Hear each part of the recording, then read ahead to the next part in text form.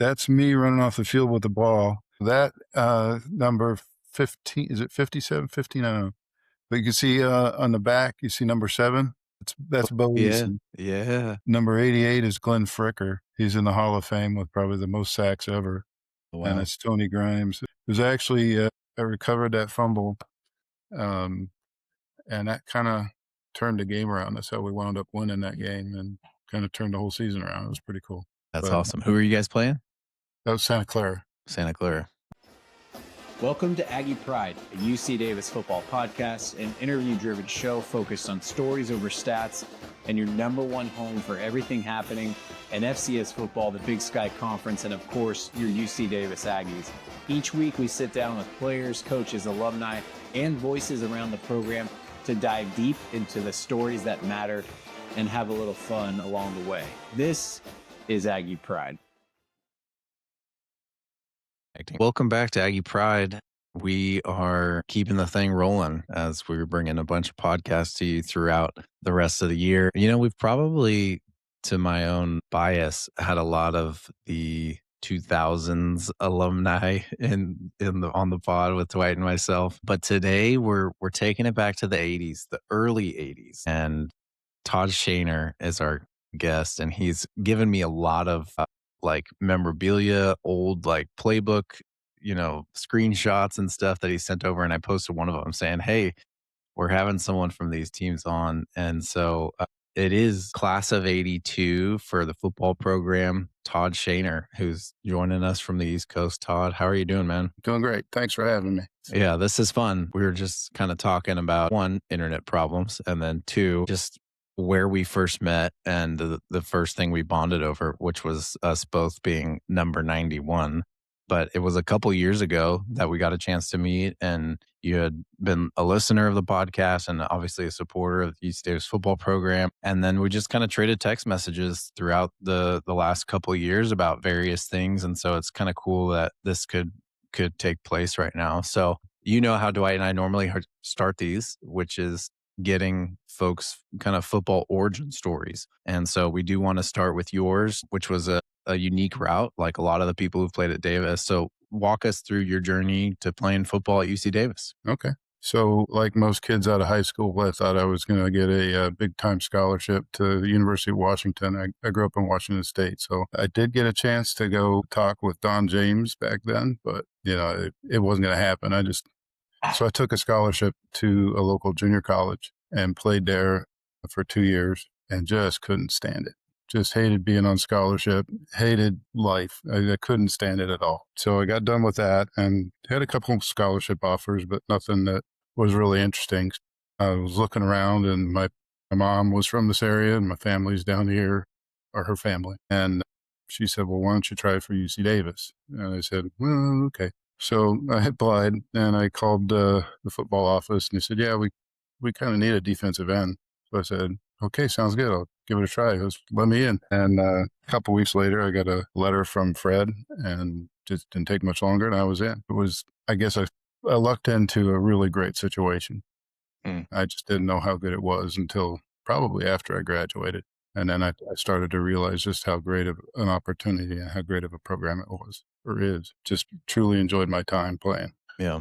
Now, you said a couple of things stand out. One, you said scholarship to a junior college. Did you mean that? You got a scholarship to a JC? What JC? It was Columbia Basin Junior College. Okay. Yep. So back then, and in the state of Washington, you had to pay to go to junior college. And so it wasn't a huge scholarship. It was $3,000 a year, something like that. They paid tuition, books, and I think they gave me a job. But you hated it. But you hated it. Oh, it sucked. The guy Why did it suck? He just was, well, part of it was just me being immature and not understanding that I wasn't God's gift to football. But the other part of it was just no connection from the coaches to the players, and no care. If you didn't perform, I had several friends that also had scholarships, and they were offered jobs or this or that, and, they didn't perform and they didn't get what they were supposed to get. Yeah, it was just, took all the fun out of it, made it to a job and less of an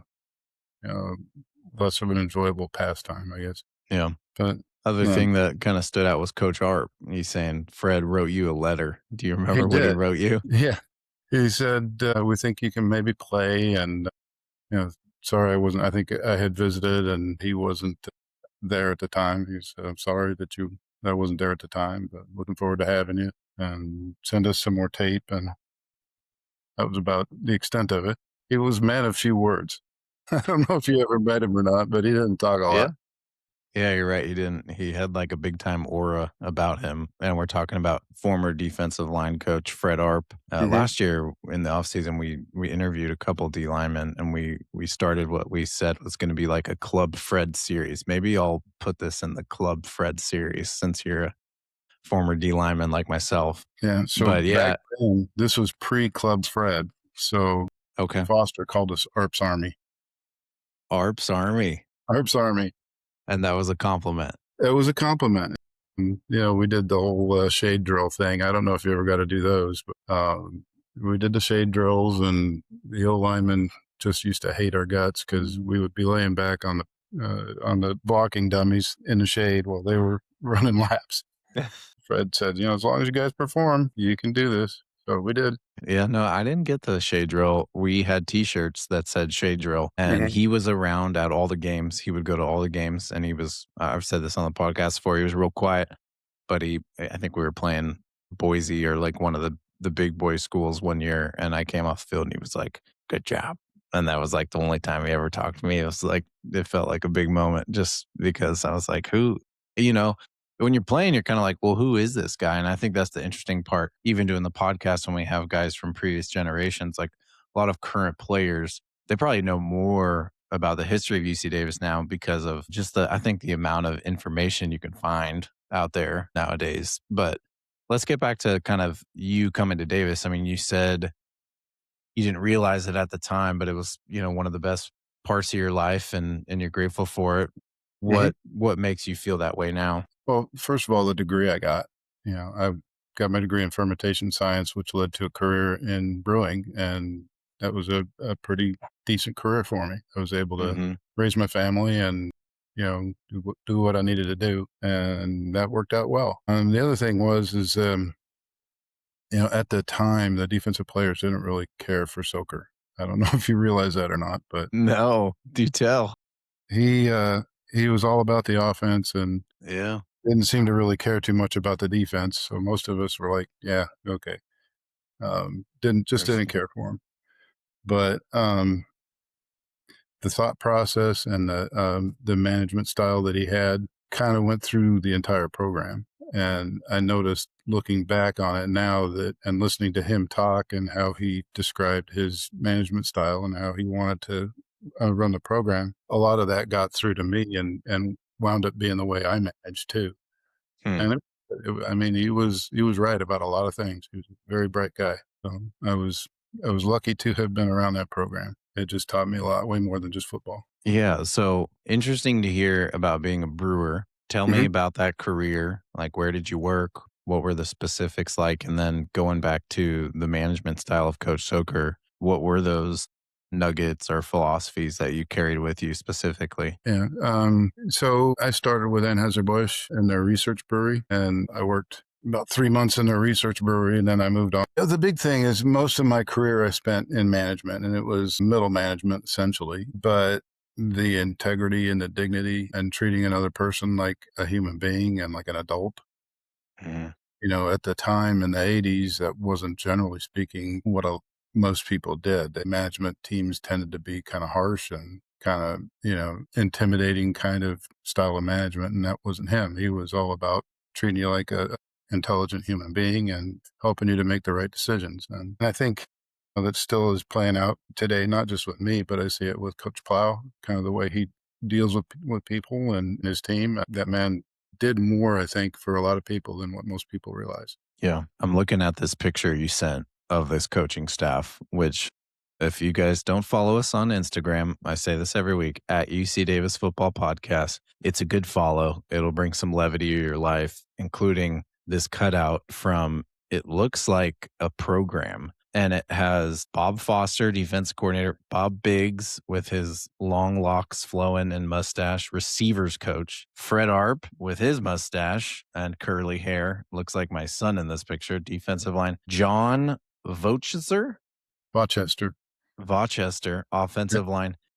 And then He was the track coach too. And okay. did the offensive line and track. That's why they hated us defensive linemen so much, because he ran them with the track team. So not every coach is on this, but just something that we've learned a lot about is just this concept of a freshman team. Looks like Dave Sugar, another mustache man, was the freshman coach. Nick Alexander, offensive line, mustache. Ralph O'Ree, defensive line. Chris Smith, special teams. Tom McCarty, defensive backs, and then Rick Svoboda, linebackers. Svoboda. Linebackers. And it also has the schedule on this. And seeing schools like Puget Sound and Cal Poly Pomona and San Francisco State and Chico, and then seeing some, schools that we also still play, like Sacramento State and Cal Poly SLO and that sort of thing. But yeah, when I kind of bring up those names and bring up the teams that you guys played, does that spark any memories from your playing days of the early 80s for the Ags? Well, yeah, we had my first year when I played, we had a solid team and we did pretty well. We lost some players. That first year, that was Ken O'Brien's first year. And then the second year, I think we had like 4 of our 5 starting offensive linemen were either injured preseason or out due to grades or whatever. And so we lost a bunch. So we struggled. We were like 1-4, and then got to play Santa Clara, and we wound up beating them, and then went on to win the rest of our games out. And that led to the next year where we went to the national championship. So it was pretty fun. Yeah. So that was you played with Bo then as well. Yeah. What was your like playing career like? How do you feel like you look back on just kind of your performance and how it went for you, like physically on the field? I felt good about it. I mean, I had fun. My probably biggest problem was I was only a little over 200 pounds, and I was playing defensive line. So I was giving up a lot of, and most of the guys back then, 260 to 300, couple of 300. So I was fortunate enough to do pretty well. I don't want to try to brag or anything, say I was great, but I was good. Yeah. Yeah.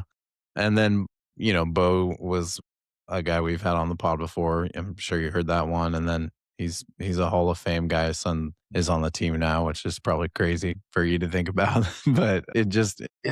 In terms of some of those kind of big name guys that you played with, like any stories or memories from playing with a Bo or seeing Ken up close and personal? Well, I can tell you one story that was kind of fun. So we had Wednesday night practices under the lights, and they were long practices. And at the end of the practice, the Sochor made the offense. It had to be perfect. Like, I think they had like to do 20 plays perfect. And if they didn't do it perfect, they had to do it over. And it just went on and on and on until they got it perfect. Oh. Unfortunately, Kenny was wearing a red penny the whole time, so we couldn't touch him. So the offensive linemen, they had a hard time keeping me from getting past him. And so I would be constantly running past the offensive lineman and had to tag Kenny on the back. And finally, I just got really, really tired of it. And I got past the offensive lineman one more time, and Kenny goes up to throw, and he throws, and I threw my arm up like this. And his hand came down, and the ball goes flying. That's a no-no. He was pissed. He was, God damn it, Todd. But I got to say that I would never have admitted it. I acted like it didn't hurt, but kind of hurt. It hit my arm. The guy was throwing hard. Yeah. Yeah, that is the ultimate no-no as a D lineman when you're putting pressure on the quarterback in practice. And even if you like get in that window where, especially when the arm comes down, we know that can be an injury maker, but it's also, it's like we're chomping at the bit. That's what we do. We want to get after the quarterback. Yeah. You had to hit him. Yeah. Fred even had I don't know if you know this or not. He had a license plate, said SAC QBs. Yeah. And this little purple Fiat he had. Purple Fiat. I didn't know it was a purple Fiat. I'd heard that he had the license plate. Yeah, it's cool to see Jan, his wife, still around the program quite a bit. Do you have Yeah. Do you have any Jan memories? Did you guys have like a relationship with her? I know that she's always kind of been around the program pretty closely since I've been with Davis. Yeah. She, she's just a tremendous human being, and she was always there for us. She was a second mom to everybody, particularly the defensive lineman. We probably needed a mom more than any of the guys. But yeah, she took all kinds of pictures for us, and I still have pictures today that I look back on that she had taken, and still, to this day, I think I don't know if were you on the team? You were after the defense, the D1 move up to D1, right? Yeah. Yeah. So in the middle of that transfer one time, the Ags were playing up in Boston. I think they're playing Northeastern. Northeastern University, and I flew up with a friend and went to go see him before the game started, or the day before. And I wound up, I didn't know where the hotel was. I got off the subway, and I figured, well, I'll walk. It can't be that far. And then I got to the bottom of the hill, and I looked up, and it's pouring down rain, and I got about a half a mile to walk in pouring rain. But the kindness of the bus driver for the hotel, he said, "Are you going up to the motel?" I said, "Yeah," and he took me up there. But I walked in, and I was soaking wet. I mean, I was just dripping. Jane bought me a steak dinner that night. She was really cool about that. The two of them, they even bought me my coaching sweater, which I still have that too somewhere kicking around. I want two things out of that. I want to hear about the dinner. Like what'd you talk about with Jane? And then talk to us about like your coaching career at Davis a little bit too. I know it sounds like it was short, but interested to hear about that experience for yourself. Yeah. I mean, I don't really remember all that much about the conversation other than just saying I hadn't seen him in a long time. And Hmm. I think Fred was just kind of laughing at me because I was soaking wet, and Jane felt bad. But as far as coaching, I knew that I wasn't going to be a football coach. Um, but I wanted to kind of still be around the program because it had a good experience, and I just wanted to give back a little bit. And that was part of it. And the other part of it is getting over playing football is a hard thing to do. I think we all kind of, Hmm. Yeah. and it was a way for me to kind of get beyond the playing thing and try coaching and see how that was. And it was good. And Fred taught me a lot about it in Fred's way. He didn't really come out and talk a lot to you, but he kind of leads you in the right direction. If you're doing something really stupid, he'll tell you, "Hey, you're doing something really stupid." It was just kind of his way. Uh, but just I assisted Fred for the first year. I was kind of the get back coach at the games. Hmm. The guy that, what I mean by that. Yeah. Did the defensive line. That was probably more about helping out during two-a-days and preseason than I was in the season. Mm. And the second year did the freshman team for the defensive line, and that was fun and good kid. But and it helped me down the road. I actually helped coach all of my sons that played football. I coached their teams all the way from one of the kids I would all the way to high school with. So that was pretty cool. And you'll get the chance to do that too. Yeah, I hope so. It's just Little League Baseball right now, which this is the first year where we're not just doing tees. We're actually doing more like baseball. Not kid pitch yet, but I can already tell like a difference in what the kids are able to retain and attention span and that sort of thing. But it's not quite to like youth sports, I would say. And A lot of babysitting still. But it's that's fun. interesting the kind of transition that you talked about from playing to then wanting to be around the game, but then still not knowing like, hey, I don't want to go into a career as a coach because I relate to that too. And actually, I put out a PSA this past weekend on our Instagram for any former UC Davis football player who's now coaching high school football specifically. I'm hoping Mhm. to get some of the bigger name college and professional coaches on the podcast this year. Like we're going to be reaching out to some of those guys and have been passed along some info. So crossing our fingers that we can get some of the bigger names that everyone kind of knows about. But I also think the stories of high school coaches who are, carrying on that kind of UC Davis lineage in their local communities where they grew up or wherever they've landed, to raise their own families or to have their own career. And so for those who don't follow us on Instagram, reach out to us. You can go to AggiePridePodcast.com and let us know if you or anyone you know who played at Davis is coaching high school ball somewhere. I think that would be fun. Something that we've connected about throughout kind of the last couple of years is just some of the work that you have been involved in. I know Mike Alasko is a name of someone who has been doing concussion research, and I'm just kind of interested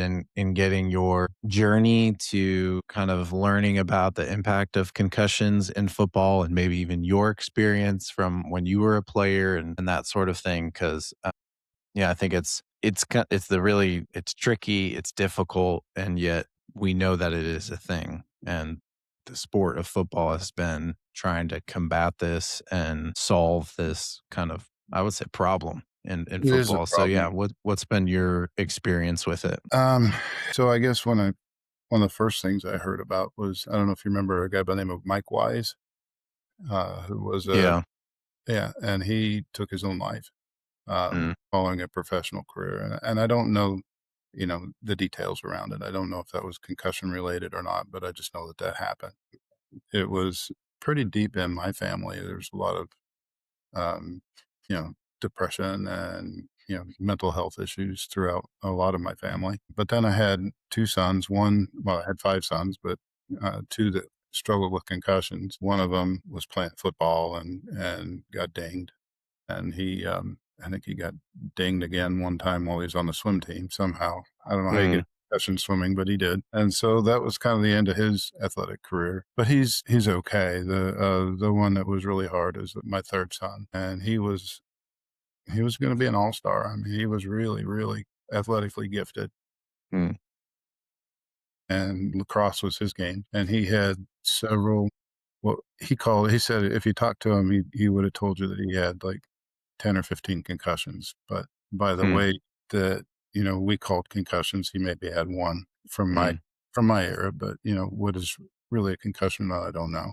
That's for guys like Michael Osco to determine, I guess. Yeah. But anyway, he wound up, taking his life. And I don't think it was entirely concussion related, but I think that that had something to do with it. And a couple years after that, I was just on the internet and was looking at Facebook, and this thing popped up and said, "Would you like to be part of a study about concussions? And did you play football or soccer or anything for how many years?" And so I answered all the questions, and I looked into the guy a little bit, and it looked pretty legit. So I wound up being a part of their study, and I guess we'll continue to do that.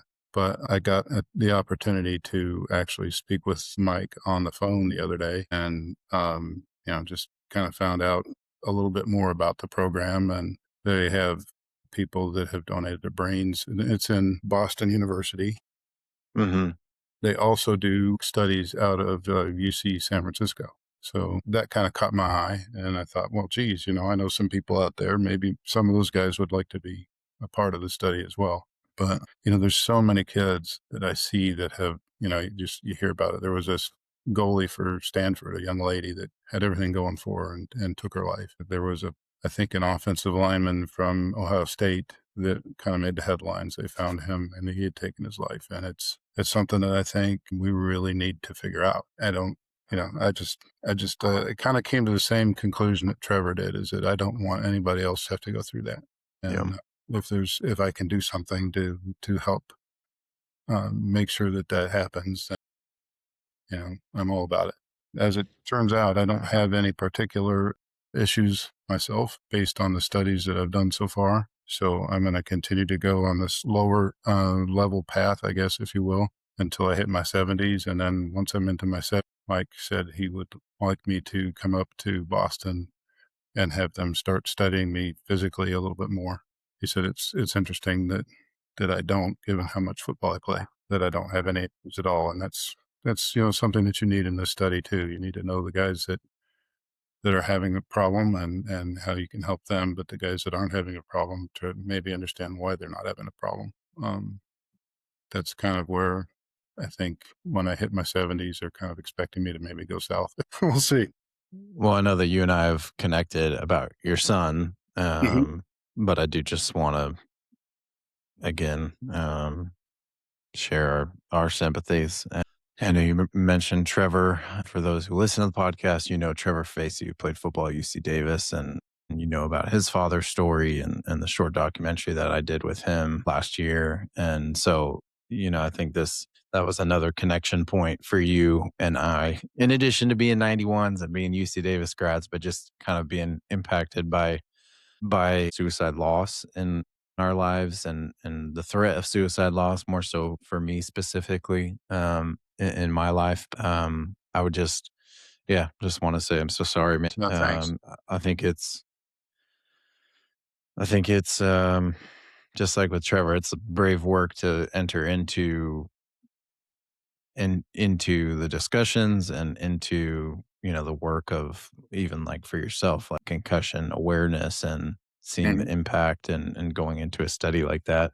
What else have you learned by talking to Mike? I would assume Mike, I don't think we've given him his like formal introduction. I don't know if you want to share like who Mike is exactly and what he does and his title and where he works and that sort of thing. And then also just, yeah, like any other findings or things that you've learned about concussions through the process that you kind of want the listeners to know about, who love the game of football, who love UC Davis, who have kids who play, who are coaching, and who are just fans and that sort of thing. Yeah. So Mike Alasko I think he's a PhD. I don't think he's a medical doctor, but I think his degree is, and I'd have to look it up to see exactly what it is, but it has to do with physiology of the brain and those kinds of things. But he leads several different studies, and he's with a team. Like I said, they work conjunctively with Boston University and UC San Francisco, and they just do, like right now, I think the study that I was thinking I was going to be more involved with is one that basically their premise is that it's not the big hits that cause issues, it's the day-to-day banging. It's Mm. just like playing defensive line every day. We would, go out to practice and you'd hit somebody and your brain would get a little bit raw. And their hypothesis, if you will, is that that is equally bad for the brain health as the big hard hits. And of course, I think, as you know, the concussion basically comes not so much from the hit, but when your brain sloshes forward and hits your skull on the inside. And then that's what causes the damage. My understanding, I'm not an expert, but Mhm. he was just saying, we talked a lot about the difference between like Alzheimer's and dementia and concussions and the damage, and that is similar, but different in whatever way that is. And that's, I think, part of his research too, is to try to figure out the difference and how that all works. I mean, it's kind of confusing for me, to be honest with you, Yeah. because I think you have similar symptoms for different diseases, I guess, if that makes sense. Mm. And the memory loss. The thing I think with concussions that I saw with my son is that he would be emotionally up and down quite a bit. Mm. And whether that was just a function of his genetics or that was a function of the concussions, but Yeah. that's something that hopefully we can answer, or hopefully Dr. Alasko can answer. I'll never answer it. Yeah. Won't be for Yeah, me. but your involvement, and I did look it up, licensed clinical neuropsychologist and associate professor of neurology at Boston University. And then the acronym that I don't think we've shared yet that I would say many people are familiar with is he's the co-director of clinical research for the Boston University CTE Center. And Yeah. CTE, I would say, has become something that the football world and just the greater population is more and more familiar with that phrase. And, I think, it is such a heavy um, topic in every way. But Hmm. even from my own experience, I'm 37, and I think for me, mentally, my like clarity of thought and memory has actually improved in the last handful of years, maybe just like healthier lifestyle choices and that sort of thing potentially. But there was I would say probably like a solid decade where I really felt like I had a lot of memory loss. And I was again, football folks will know this. Like I was like a head hitter. Like there Hmm. was people, it was like head out, shoulder, hawk roll or, like wrap and squeeze and keep your head out of the tackle was the type of tackling technique I learned to coach after I was done, but actually while I was playing, like the real coaching points about your head were just like make sure you see what you hit, keep your head Yeah. up, and Your like head, the neck, neck. bow, head up. Yeah. Yeah, like the neck is such a strong part of the human body that like using your neck, and I remember my brother was older than me, using your neck or like your upper body to like kind of create that thrust and hit was something that I don't think coaches were like do that, but it wasn't coached like it is now. There wasn't that information out there like it is now. Like even my helmet's behind me here in the office, like when people see them, it's like there's that is too many stick marks on your helmet. Nowadays, like the helmet shouldn't have that many stick marks compared to when I was playing, but Yeah. it's just I don't It's know if crazy that. back then. Yeah. I hit a guy one time, same thing. It was a quarterback. I put my head in his chest and my helmet slid up his body, but I had my neck bowed and I had him squaring the numbers with my head and moved up and he wound up being knocked out on the field. And then the very next week, Bo Eason hit a guy, the receiver caught a ball and both hit him and both of them were knocked out. I mean, Yeah. out on the field. And you don't see that really so much or as much, I should say, anymore, but it does happen. But Yeah. back then that was more the norm. Like you said, you were taught kind of the same way I was. Thank God they've changed that. Yeah. The one thing about Mike that was I found interesting is I said, I just hope that what you find is not, hey, we got to stop playing altogether. And he said, Mhm. no, he goes, I want to find a way that we can play this game safely. And Yeah. I think that with somebody that's researching that has that kind of attitude versus we're going to, find a way to prove that we just shouldn't be playing the game, I think is huge. Yeah. Yeah, and that's the trickiest part, especially like we're talking about kids too, and Next Level, which is a sponsor of the podcast, I think realized that youth football was becoming less popular because of CTE and because of parents' concern over CTE, which makes a lot of sense. And so a lot of kids grow up not playing tackle football until they reach high school and they're doing flag football throughout the off season or throughout the traditional season.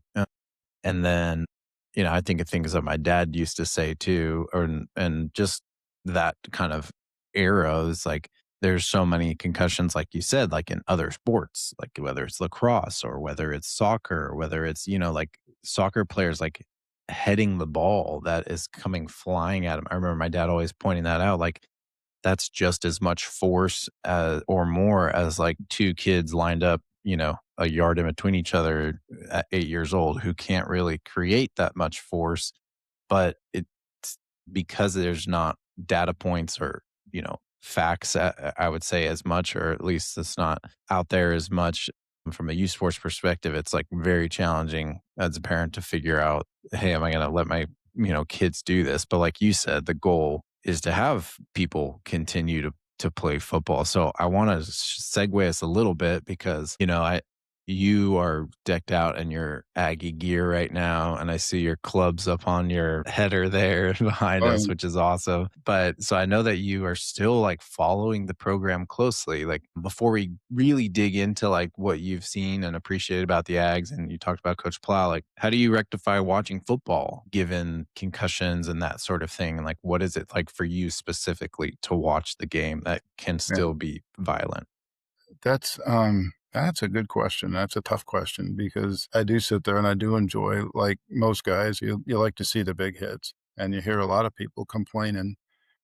Geez, it's become such a wimpy sport now. But back in the day, people would hit each other and there wasn't this patty cake stuff. I guess I probably look at it and I still like watching a good hard hit and a good clean game.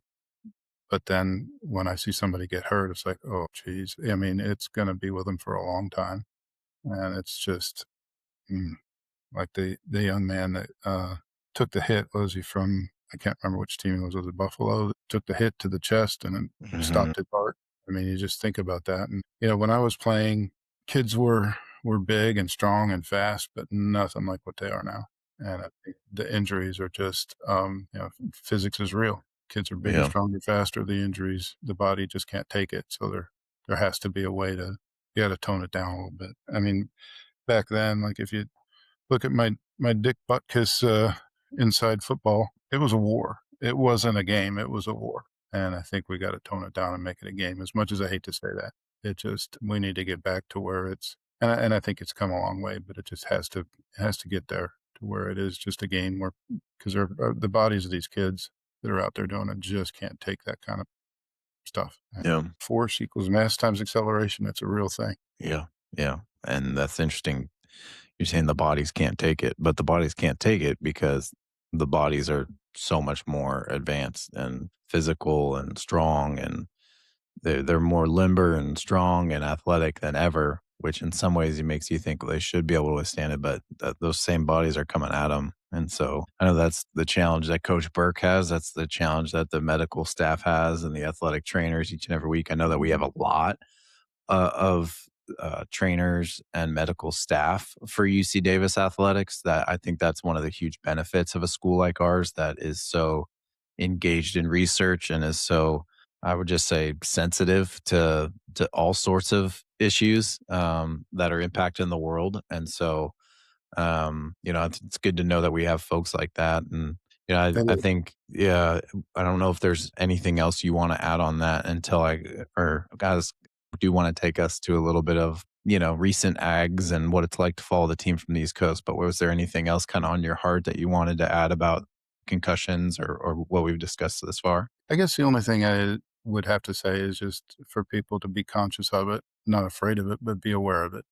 And, I think you're going to have hopefully Dr. Losco on the pod, and I Yeah. think he might be able to give more information about like how people can get involved if they want to get involved. I know that they do. I think there's like a CTE symposium that happens on the West Coast every year. I think it was in San Francisco a couple of weeks ago. I think next year is going to be in Los Angeles, and maybe somebody might be interested in attending that, but he'd be able to give more information. Yeah. Yeah. No, thanks for adding that. And we look forward to talking to Michael and hearing more about his research and what he's been learning thus far. So I can't remember. Did you go to the Mercer game in Alabama to start the year? Yes, I You did. did. I Did you was make there. it on TV? I did. Yeah, that was Okay. fun. Okay, that's right. That's amazing. Yeah. So, talk to us about, that's probably the closest we've been to where you live now on the east side of the country, Mhm. than we've been in a long time. Actually, I was on the team that played Northeastern. It was my redshirt freshman year. I did not travel because I was redshirting. Yeah. And so I didn't, or I should say I was a redshirt freshman, but I just wasn't good enough to play as a redshirt freshman. So I did not travel to that game. But Dwight was on that roster and got to go, and they traveled Fenway. They saw Fenway. I remember him sending me pictures, and I was really FOMO, but he loved that trip. And we've had buddies send some photos of being in Fenway with the old windbreakers. But yeah, what's it like for you? I mean, what was it like going to that game? And what's it like for you just kind of continuing to stay engaged in the program, even when you're 3,000 plus miles away? Yeah, well, that game was fun. It sucked the way it turned out because the guys just Yeah. didn't play well, but, it was fun. I got to, watch them for a little bit in the pregame warm-up in the parking lot in their workout because it was raining so hard. And I was down there on the field and watching the guys, and, it was I think there was a guy that had made a catch, and he had been hit, and his helmet flew up in the air when he made the catch. And the photographer for one of the local newspapers caught him with the catch and his helmet up in the air. And I thought that was so cool. I sent the picture back through Mike Angus. It was supposed to have gotten to whoever the guy was. I don't remember who the receiver was, but it was like a hell of a Mm, catch. Yeah, mm. that was cool. Yeah. Mm. No, that was a lot of fun. Fred was trampling on the sideline and being his typical self, and I was sitting up in the stands next to Jane. It was a good time. Um, the Mercer game, that Yeah. So was that was Northeastern, now Mercer. yeah, Mercer was fun. We were I went with Kurt Rockwell, and Okay. Flush told us that, hey, look, ESPN's looking to talk to some people, some fans, and they want to kind of put you on TV, and so they called up, and they were really cool guys. I mean, very into football, very, I wouldn't say that they were like whiz kids. I wouldn't like talking to Dr. Losco, but they were pretty sharp with football. And he, just talked to us a little bit about how we wound up going there and how we made it. And then we just did our thing at the game. We went down and they said to walk on up the stairs. They wanted us. They basically, what you saw on TV, they had videoed at halftime, and they made us at halftime go up into the stands. And I kind of got a little tired of walking up the stairs. I told them I was getting a nosebleed and we had to stop now. And they did, but it was fun. The game was really good. I think everybody knew it was going to be hard for the kids to come out of dry Davis and play in wet Alabama. Yeah. It's hard. And if you're not used to that kind of humidity, it's just not an easy thing to play in. But personally, we were kicking their ass. I know. It was going to be, in my mind, a win regardless. Yeah, the game stopped. So that was the end of it. It was kind of like a crappy end to a really great day. Yeah. But I did get to go see the Hank Williams Hall of Fame museum. That was fun too. That's cool. Yeah, that was a fun day for us too. We golfed in the morning and then we all watched at Dwight's house with a bunch of buddies and we were losing our minds and it was like the Caden Pinnock breakout game and then yeah, just ended. Like it's just like I had to be driving home thinking like, is this game gonna start again? And then and then it didn't happen. And then all year we talked about it every week. What's this gonna happen? And Plow was upset about all year. And then really it didn't have an impact. It actually was viewed mostly as a win, I think, by the committee, by where they put us in the bracket. I think so. But yeah, what do you make of, I mean, you were on the national championship runner-up team. I mean, what do you make of the program? What was that? I was coaching on that team. But you were coaching. That was the year you were coaching. Okay. So, but you were in some, around some very successful Aggie teams. Like, what do you make of where we're at now? And like, how else do you stay involved in the program? Yeah. So thank God for the internet. Back in the 90s, I was listening to, I think, whatever the Sacramento station is that broadcasts the games. And then 1140. Yeah. And then occasionally KDVS on the internet. And my kids would make fun of me because I'd be sitting there cussing and yelling at the computer because it's, but what it was. But so then I think we were on one network. What is it? I can't think of the name of it. Some goofy network internet thing for a while. And then we got to go to ESPN Plus. And so I've been able to keep up with the games watching. Yeah. I can watch ESPN Plus every day, every time, pretty much. And it's great. I even watch the basketball games. And I think I even caught a baseball game one time. Wow. The hard part is that, I feel a part of it, and I think those that know I'm there, but, you're not really involved as much as perhaps I'd like to be. Like I would have enjoyed going to the signing day ceremony thing. I would have loved to do that, but, those kinds of things, I can only go out so much. Yeah. And as far as the teams go, I told Plow this on the last Zoom call that we had. That I felt like he had the people, he had the guys in place. I think we would have been competing for, if not national champions, had he not had so many injuries. That's kind of feel we're at. Yeah. I think given what we talked about before, where, a lot of guys due to the injuries got playing time that otherwise wouldn't have, I think both well for the program this coming year. And then there's a good group of guys coming back too. So I'm thrilled about our prospects. Hopefully we can avoid the injury stuff. Yeah. Yeah. Who are some of your favorite guys to watch from the team? Maybe last year that you kind of would look forward to watching each week? Being a D lineman, I like to watch the D line play. So loved seeing Jake Sack-Syke. Yeah.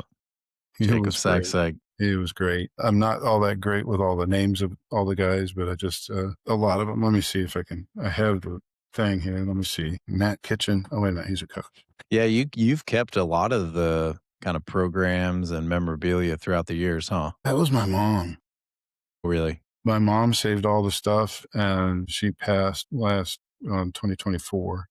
And in closing out her house, we found all this stuff that she had saved. It was really cool. I guess Rain Mayo. Yeah, big boy. I'm excited to see Joey Carrillo have a breakout season. I think he's going to have a year. I think he's been chomping at the bit, and I've met him a couple of times, and I think he's going to be a lot of fun. I think he'll have a big year. So he's a 91. He's a 91. He's got to have a big year. He's a 91. But I think was it the first year that I came out and got a chance to meet the guys. Shoot, I can't even remember their names now. That's horrible. That's my concussion issue. So who was the one? Zach? Was it Zach? The guy from Kennedy, Kennedy? Washington. Yeah. Yeah, yeah, he's from He your was home another state. Washington guy, yeah. And, all those guys in that season, I just had a great time with. And I got to meet Lan, and he's just a good guy. I really enjoyed He's that. out near you now. So what's that? He's out near you now. Yeah, I gotta bring him down here. We got lots of cows and horses and stuff around here, so maybe he can come down and hang out. I know we want to come out too. It'd be fun to have the kids run around. Well, we're It's pretty always good kid to have friendly. animals around. Yeah, we are very kid friendly, so come on out. That's fun. I have this Well, down in my basement now. You can see I got the golf clubs up. Eventually, it's gonna be like, the East Coast Aggie Central for a bar, so yeah, I'm gonna finish with a couple other things. What of you talked about after football having that transition of like, I'm gonna miss football, so I'm coaching for a little bit. Don't want to be a coach, but it's a good way to stay engaged, and I get that. I think some of the phase that a lot of the guys I played with is you're trying to continue to scratch the competitive itch while also just dealing with aging in different ways, and so a lot of guys are either already have golf for a long time, but like a handful of the guys we've talked about it are trying to get into golf, and we all kind of suck for the most part. They're better than I am. But what else has been helpful for you just in kind of staying kind of, physical and doing things that are good for you that have helped kind of maybe scratch some of the chasm or the emptiness that can leave when you stop playing football? Does anything come to mind? so I wound up playing a lot of city league stuff, Okay. softball, and I did basketball for a while. I think they have a lot of stuff, or at least they did in Williamsburg, just like they had kickball and just all kind of athletic Hmm. opportunities. Golf, I think, is a really good one. I enjoy that too. I haven't done it in a while, but um, it's a humiliating yet very fun game. Hmm. Basketball was pretty fun. I played that in high school, so it was kind of fun to be able to get back out there. Couldn't do anything but rebound, but it was all right. Run the floor and get some boards. Well, we'll close with kind of the way we always do, which is just a final word, whatever's on your heart with the listening community in mind. Folks like yourself, fans and players and parents and students, anything that you feel like you want to kind of close with that's on your mind. Yeah. I guess the thing that I would want to say is just an appreciation for the quality of program that it is the people that are there now that are playing and coaching and the people who played in the past. Just let everybody know how much, I appreciate them and hopefully that they appreciate what we have and want to support it. I think the program's in a process of a big change. So I think it's real important for us to do what we can, even if it's only watching the games on ESPN Plus and cheering. That if that's all you can do, then that's all good. But if you can support financially, that's great too. I know Josh would appreciate me saying that. Yeah. Yeah, I think definitely donations. Money talks, money is big time. I think it is good that you point out like watching, just knowing like what the program is doing, knowing how the program is doing. Like even like you said, like, oh, I don't remember every name, but knowing Jacob Sachs, like stuff like that. Like I think that's what real programs have, even real programs at the FCS level. And this week we'll close with this. We saw North Dakota State leave last week. We saw Sac State leave this week to the MAC. And yeah, I don't know what you think about that, but wild. Their closest opponent is almost as far as apart as we are right now, with you being in Virginia and me being in They're they got to.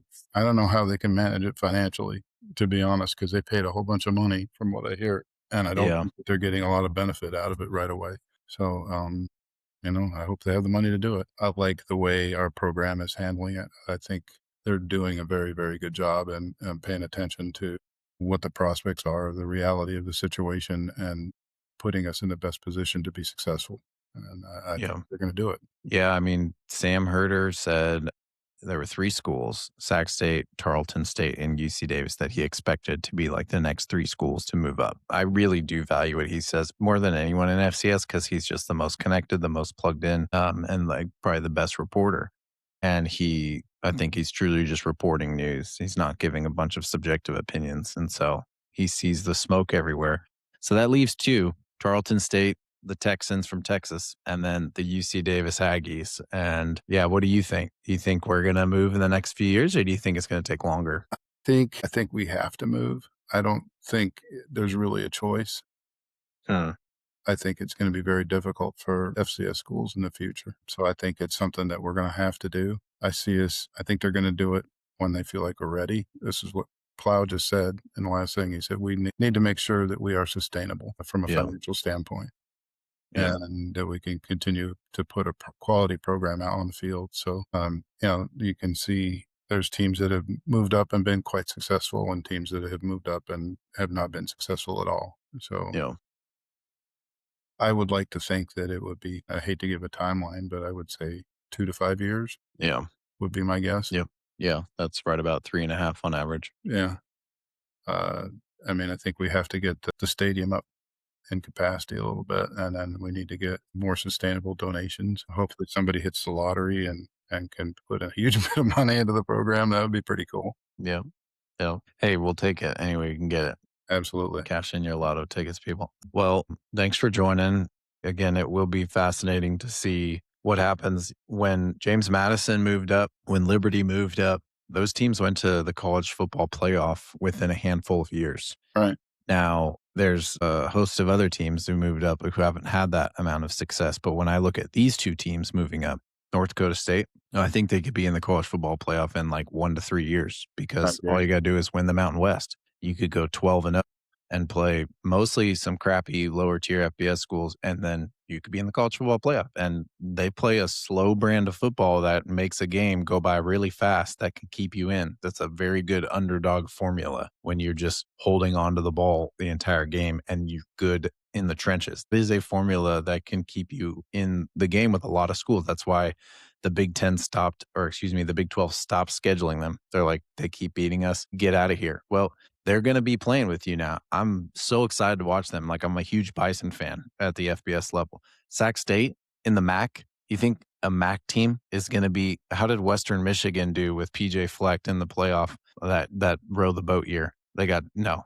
And so I don't know if they won. Someone could fact check me on that. But the point is, like, I can't remember another MAC team being in the college football playoff since that PJ Fleck year. And so Sac State in the MAC, it's like, that's the wasteland. I hope they're not in there forever. I mean, I don't want people to just fail. And I know we love bagging on Sac State because we're just natural rivals. But Davis, it's like, we have to find that path. And the Mountain West is a decent path to be in, I think, as opposed to some of the random conferences. I agree. And then, just from a physical location, we won't have to travel all over hell, and I think that makes a big difference for how you can perform. I mean, you saw what happened in Northeastern. The kids I think that was a year they traveled. I mean, they traveled everywhere. And we played in Arkansas that year. Yeah. It was everywhere. And, it wore on the kids, and you could tell they were tired. It affected the play. Yeah.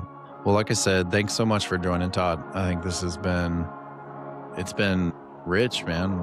We got to a lot of different topics and a lot of different areas, and appreciate you supporting the program and being engaged with what we're doing on this show too. And we will share some information about the research that Dr. Alaska is doing, and we'll share some information about how folks want to get in touch with you. If you're open to that too, we can put that in the show notes as well. Oh, sure. Yeah. It is no problem. I always enjoy hearing from the Aggies folks. And if there's anything that I can do to help, if somebody has concerns about concussion, I mean, I kind of went through it a little bit, at least give my perspective. I might not be clinically as astute, but I can at least give my perspective on it. And thanks for having me. I really appreciate what you guys are doing for the program, and thanks for having me on. Yeah, thank you. All right, thanks, Todd. You bet. Thanks.